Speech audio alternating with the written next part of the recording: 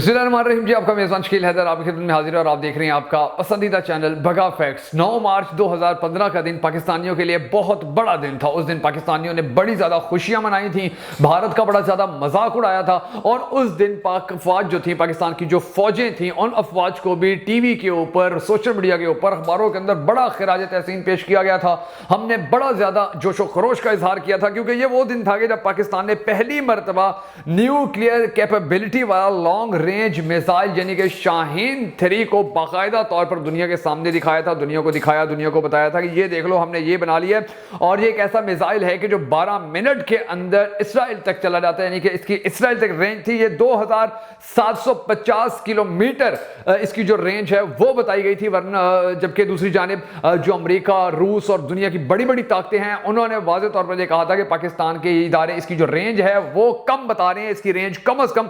4000 kilometre तक है। और ये इतनी लंबी रेंज रखने वाला पाकिस्तान का पहला ऐसा मिसाइल था कि जिसके बनने के बाद पाकिस्तानी बड़ी खुशियां मना रहे थे। लेकिन अफसोस के पाकिस्तान के ऊपर इन्हीं 3-4 साल के दौरान, 5-6 साल के दौरान इतना बुरा वक्त आ गया है कि अब हमें IMF से भीख लेने के लिए अपने इस यानी कि जो हमारा शाहीन 3 मिसाइल था इसको खत्म करना पड़ेगा, इसको गिरवी रखवाना पड़ेगा या इसको IMF के नीचे यानी कि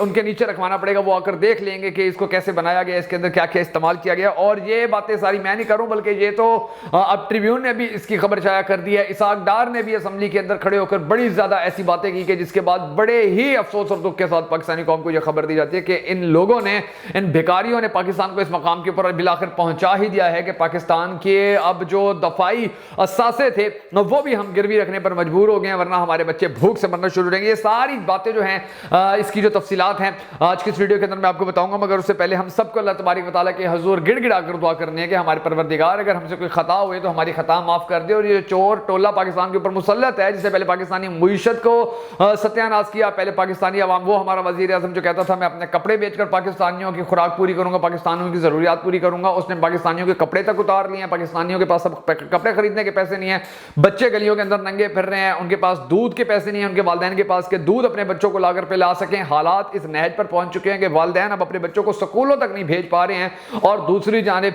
पहले मुईशत को इस तरह मुकम्मल तौर पर तबाह किया गया, फिर अब अस्करी लिहाज से पाकिस्तान को जो कमजोर करने की साजिशें की गई थी उनके ऊपर इंप्लीमेंट किया जा रहा है। और इसाक डार ने वाज़ेह तौर पर टीवी के ऊपर आकर ये बात की है कि जी IMF तो हमें ये करने का कह रहा है, अब आप बताएं हम क्या करें। यानी कि पाकिस्तान को जो इस बदतरीन टोले ने इस नहज के ऊपर पहुंचाया, अल्लाह तबारक व तआला से हम सब ने मिलकर गिड़गिड़ा कर दुआ करनी है कि हमारे परवरदिगार इस टोले से पाकिस्तान की जान छुड़वाए, इमरान खान को पाकिस्तान का आने वाले वक्त का वज़ीर आज़म बना ताकि पाकिस्तान के मसाइल हल हो सके, दुनिया के अंदर पाकिस्तान की कोई इज्जत, कोई एहतराम बन सके। अगर आप इस दुआ के अंदर शामिल होना चाहें तो कमेंट सेक्शन के अंदर हमेशा की तरह आमीन जरूर लिख दीजिएगा। और अगर अब तक आपने हमारे यूट्यूब चैनल को बगा फैक्ट्स को सब्सक्राइब नहीं किया तो जरूर कर लीजिएगा और बेल आइकन प्रेस करना भी हरगिज मत भूलिएगा ताकि आपको हमारी तमाम तर वीडियोस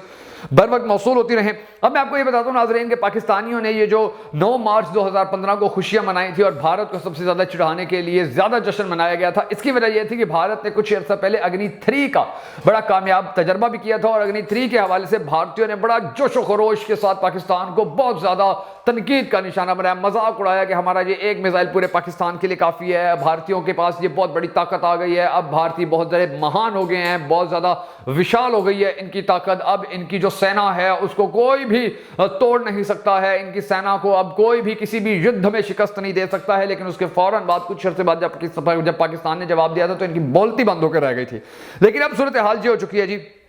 कि इसराइल समेत पाकिस्तान, भारत जो है वो इसके सामने आने के बाद, जो शाहीन 3 था इसके सामने आने के बाद बड़े ज़्यादा उनको परेशानी भी पड़ी, ज़्यादा उनको टेंशन भी थी क्योंकि पाकिस्तान ने ये मिसाइल बनाकर इन दोनों ममालिक की जो चीखें थी वो निकलवा कर रख दी थी। और फिर अब इसाक डार सेनेट के अंदर खड़े होकर कहता है कि जी IMF कह रहा है कि अपने लॉन्ग रेंज मिसाइल को खत्म कर दो। अब आप खुद सोचेंगे पाकिस्तान की मुईशत का इस लॉन्ग रेंज मिसाइल से भला क्या ताल्लुक है। एक मिसाइल जो बना हुआ है, जो बन चुका, जिसके ऊपर तजर्बात हो चुके, जिसके ऊपर जितना पैसा लगना था लग चुका, जिसके हवाले से जो मालूमात सामने आनी थी आ चुकी, जिसके ऊपर अब मजीद काम करने के लिए कुछ और नहीं है, जिसके ऊपर अब मजीद तजर्बात करने के लिए पैसा खर्च नहीं किया जाएगा, सारे तजर्बात करके कामयाब करके फिर ही इसको लॉन्च किया गया था। اس کو بند کرنے کے لیے یہ جو آئی ایم ایف کہہ رہے ہیں، تو آپ خود سوچیں کہ پھر وہ جو ماضی کے اندر لوگ کہتے رہے ہیں، لطیف کھوسا نے جو کہا تھا کہ یہ ایٹمی میزائل پر سمجھوتا کر لیں گے، یہ ان کو گروی رکھوا دیں گے، اور پھر آیا جو کھوسا صاحب تھے ان کے ٹی وی کے اوپر آنے پر پابندی لگوا دی گئی تھی ان کی پارٹی کی جانب سے، اور ان کو اب آج کل آپ کبھی ٹی وی پہ نہیں دیکھتے ہوں گے کیونکہ انہوں نے سچی اور کھری بات کر دی تھی۔ اس سے پہلے بھی بہت سارے لوگوں نے یہ باتیں کر دی تھی۔ عمران خان بڑا زیادہ چیختا رہا تھا جب اس کی حکومت ختم کی جا رہی تھی، تو اس نے کہا تھا ان کے یہ جو امپورٹڈ ٹولہ ہے اس کے سہولت کاروں سے کہا تھا کہ بھیا تم لوگ اس ٹولے کو پاکستان میں مسلط کر رہے ہو، انہوں نے سب سے پہلے فوج کا حجم کم کروا لینا ہے، انہوں نے آئی ایم ایف کے پاس بھیک مانگنے جانا ہے، آئی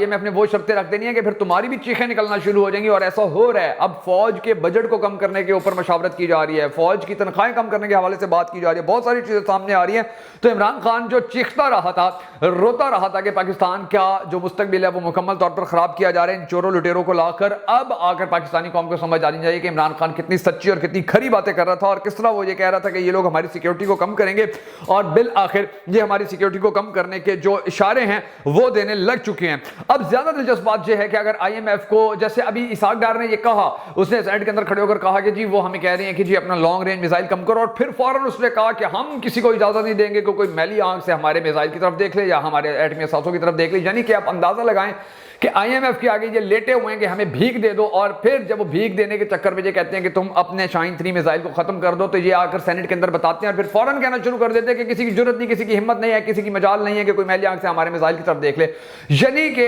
ایٹ اے ٹائم ہی یہ آئی ایم ایف کی شرائط بھی منظور کرتے ہیں، ایٹ اے ٹائم ہی یہ پاکستانی قوم کو بے وقوف بھی بناتے ہیں کہ جی ہم میزائل بھی دے رہے ہیں، گروی بھی رکھوا رہے ہیں، لیکن آپ پریشان نہ ہو، ہم کسی کو میلی آنکھ سے نہیں دیکھنے دیں گے۔ اور پھر ہوگا کیا، جب ہر چیز ان کی کسٹڈی کے اندر چلی جائے گی، ان کی جب ہر چیز ان کے نیچے چلے جائے گی، تو پھر ان کو سب کچھ پتہ چل جائے گا کہ پاکستان کے پاس اور کون کون سے ایٹمی راز ہیں، کون کون سی طاقت ہے ایٹمی، جس کی وجہ سے پاکستان کو اتنے زیادہ پرابلمز کا سامنا کرنا پڑ رہا ہے کہ اب پاکستان کی جو ایٹمی قوت ہے اس کو ختم کرنے کے لیے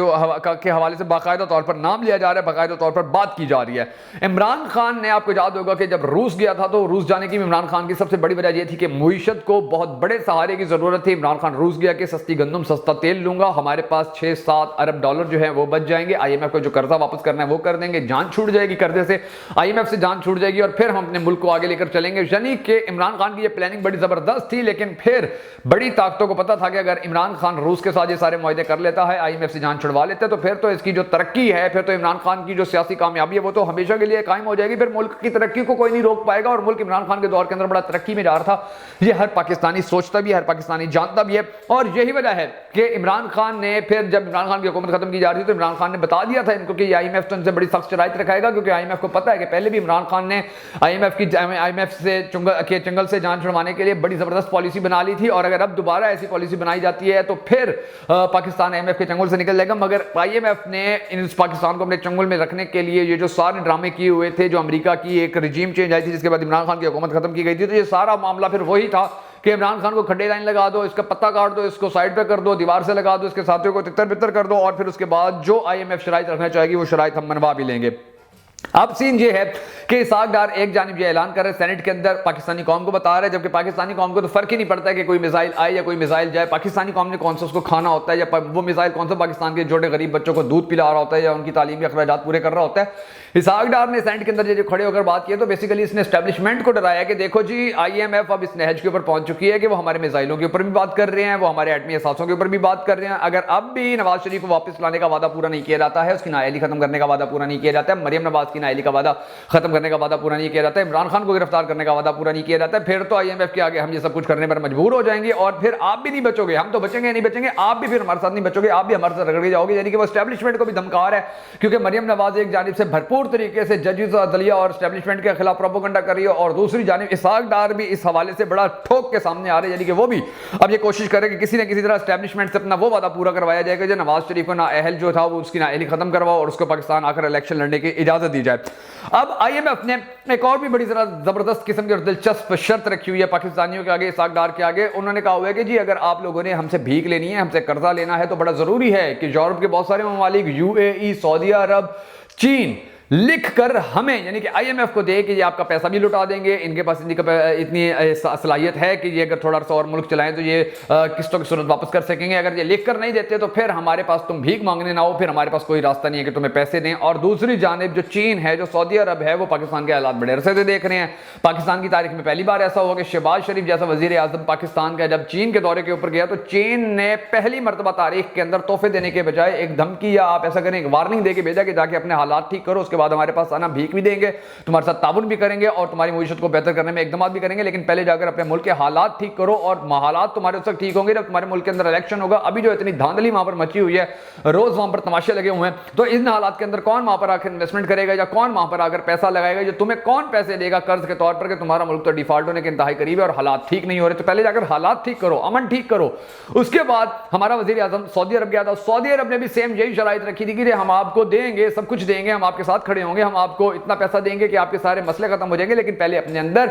मुल्क के अंदर सियासी इस्तेहकाम लेकर आओ, अदम इस्तेहकाम जो बचा हुआ है उसको खत्म करो, पाकिस्तान का जो अमन खराब हुआ है उस अमन को ठीक करो, उसके बाद हम कुछ करेंगे। और पिछले 4-5 महीने के दौरान हमारी हुकूमत ये दोनों काम खत्म करने में नाकाम रही है। इसलिए अब उम्मीद ही नहीं है कि चीन लिख कर देगा, या सऊदी अरब लिख कर देगा, या UAE या यूरोप का कोई और मुल्क लिख कर देगा। तो ये जो पाकिस्तान के एडमी असासे हैं, फिर यही गिरवी रखना हमारे पास वापस सिर्फ एक ही आखिरी ऑप्शन बच गया। और जो IMF है, दिलचस्प बात यह है कि वो कभी भी निगरान हुकूमत के साथ काम नहीं करती होती है। वो हमेशा ये कोशिश करते हैं कि हम ऐसी हुकूमत के साथ काम करें जिसने तवील अरसे तक चलना हो। चीन और मोहम्मद बिन सलमान भी ये सारे हालात देख रहे हैं कि इनकी निगरान हुकूमत है। अब ये अगर हमारे पास कुछ मांगने आते हैं तो नहीं देना, क्योंकि ये हुकूमत चली जाएगी और फिर जो अगली हुकूमत होगी फिर वो खड़ी हो जाती है कि जी हमने तो IMF को नहीं कहा था हमें कर्जा दो, हमने तो चीन को नहीं कहा था हमें कर्जा दो, हमने तो सऊदी अरब को नहीं कहा था कि हमें कर्जा दो। यानी कि पाकिस्तान को पैसे देना आसान है, इनको कर्ज, पाकिस्तान को दुनिया कर्ज इसलिए भी नहीं देती है कि जब हुकूमतें तब्दील होती हैं तो जो नई हुकूमत आती है वो कर्जा देने से इंकार कर देती है, वापस करने से इंकार कर देती है कि हमारे साथ कौन सा आपका मुआहदा था, मुआहदा तो पिछलों के साथ था। तो IMF इसलिए भी पाकिस्तान का कर्जा लेट कर रही है, और जैसे जैसे पाकिस्तान का कर्जा लेट होता जा रहा है पाकिस्तान की मईशत डूबती जा रही है। और पाकिस्तान की मईशत को बचाने के लिए अब हमारे पास ये रास्ता बचा है कि या तो चीन, सऊदी अरब, UAE, अरब अमारात और दूसरे ममालिक हमारी लिखकर गारंटी दें, जो वो कभी नहीं देंगे। तो इसके अलावा जो दूसरा रास्ता है कि हमने अपने जो एटमी असासे हैं, हमने शाहीन 3 मिसाइल जो है उसको खत्म करना है। तो उसको खत्म करने के मामले में अगर ये लोग सामने आते हैं यकीनी तौर पर, फिर पाकिस्तान के हवाले से आप समझ लीजिए कि हमारा बदतरीन बुरा तरीन वक्त शुरू होने जा रहा है। और इस वक्त को रोकने के लिए अगर अब भी इकदाम नहीं किए जाएंगे तो फिर आने वाला वक्त पाकिस्तानियों के लिए मजीद खराब होगा। क्योंकि लतीफ खोसा वो भी ये बात कह चुके थे कि ये जब IMF की शराइत के ऊपर एटमी मिसाइल पर समझौता करेंगे तो फिर पाकिस्तान के हालात बड़े ज्यादा खराब हो जाएंगे।